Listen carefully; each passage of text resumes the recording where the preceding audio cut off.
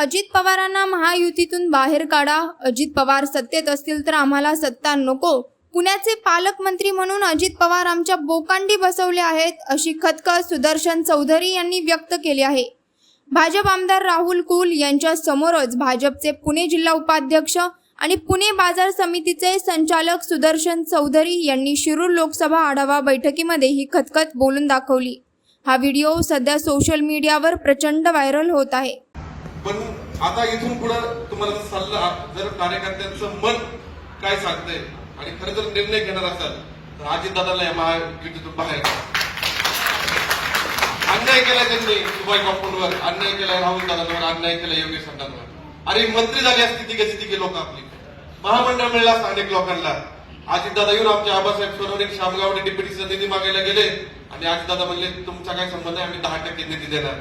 अरे नको आपल्याला सत्ता ही पुढची विधानसभेची, पण अजितदादा असेल तर पाहिजे का सत्ता आपल्याला पुणे जिल्ह्यातल्या कार्यकर्त्यांना? बापू, पुणे जिल्हा आणि सोलापूरची तीच परिस्थिती आहे। तुम्हाला तर पालकमंत्री काय दुसराच मिळालेला आहे आतापर्यंत। स्वाभिमानी नेतृत्व या पुणे जिल्ह्याला मिळत नाहीये।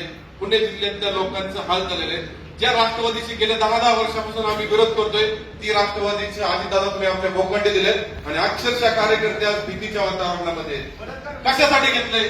भारतीय जनता पार्टीच्या बूथ लेवलच्या कार्यकर्त्यापासून तर तालुक्यातल्या प्रत्येक कार्यकर्त्याची इच्छा आहे महायुतीमध्ये अजितदादा असतील आणि जर विधानसभेला जर आपली सत्ता नाही असेल तरी ती सत्ता कार्यकर्त्यांना आपल्याला आता नकोय। काय करायचं? अजितदादासाठी सत्ता द्यायची, तिथं त्यांनी पालकमंत्री व्हायचे, तिथं बॉस व्हायचं, तिथं आदेश द्यायचे आणि भारतीय जनता पार्टीच्या कार्यकर्त्यांना चिरडण्याचं काम करायचे। बॉसची सत्ता आम्हाला नकोय। होऊ द्या तुम्ही पालकमंत्री सोलापूरचे, होऊ द्या रामदादा पालकमंत्री पुण्याचे। आणि त्यांनी एक पक्ष वाढवलाय कार्यकर्त्यांच्या आंदोलनाच्या, आमच्यावर वीज बिलाच्या विरोधात आम्ही आंदोलन केलं, त्याचे गुन्हे आमच्यावर दाखल आहेत, रास्ता रोको आम्ही अनेक वेळा केलाय। आमचे संदीप बाप्पा मोडवे अनेक कार्यकर्ते या ठिकाणी भांडत असतात, लढत असतात।